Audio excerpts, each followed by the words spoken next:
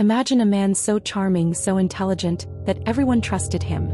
Yet beneath that facade lurked one of the most notorious serial killers in history. He kidnapped, assaulted, and murdered dozens of young women across multiple states, often returning to their bodies for unspeakable acts. This is the chilling story of Theodore Robert Bundy, a man who blended in perfectly until it was too late. By the end of this video, you'll understand how Bundy manipulated his victims, how he repeatedly escaped justice, and how one of America's deadliest predators was finally caught. Bundy's first known murder took place in February 1974, but hints of his violent tendencies stretch back years. He used his charm and intelligence to gain trust, posing as a man in need or an authority figure, before abducting his victims.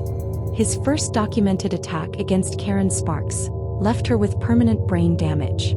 Soon after, young women like Linda and Healy vanished, sparking fear across Washington and Oregon. Bundy's victims shared common traits: young, white, college-aged women with long, parted hair. Witnesses often reported seeing a man with a cast or sling, carrying a briefcase and driving a brown or tan Volkswagen Beetle.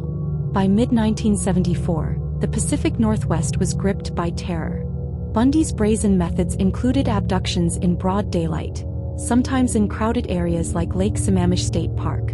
Despite multiple witnesses, he managed to evade capture, leaving police frustrated and the public terrified. By late 1974, Bundy moved to Utah, continuing his killing spree in Salt Lake City and surrounding areas.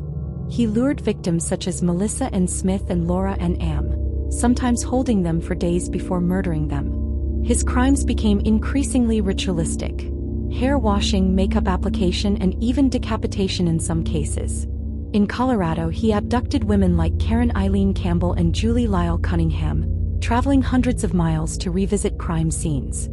His methods were meticulous, yet he often returned to his victims' remains, demonstrating a terrifying obsession with control and possession. Bundy's first arrest in Utah in 1975 for the kidnapping of Carol Duranche seemed like the end, but it was only the beginning. He spent weeks meticulously planning escapes. June 1977. Escaped from Aspen Courthouse Library by jumping out a window.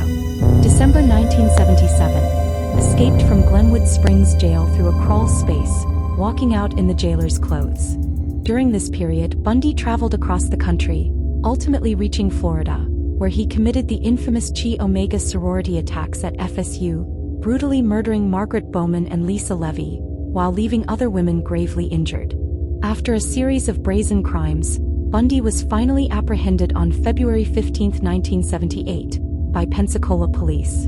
The discovery of stolen IDs, credit cards, and a disguise tied him directly to his Florida spree. While on death row, Bundy began confessing, revealing the depths of his depravity, repeatedly revisiting corpses for sexual acts, decapitating at least a dozen victims, controlling every detail of his crimes to ensure total possession.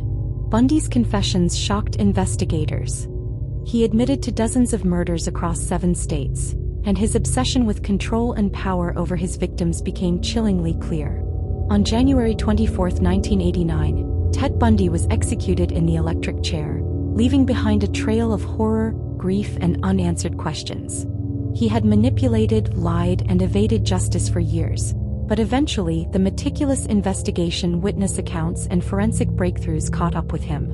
Bundy's legacy is a dark reminder of the evil that can hide behind charm and normalcy, and how relentless pursuit of justice is the only safeguard against predators like him. If you found this deep dive into Ted Bundy both chilling and fascinating, hit like, subscribe, and click the notification bell, because there are more cold cases and serial killer stories that will shock you to your core. Tell us in the comments, which detail of Bundy's crimes surprised you the most?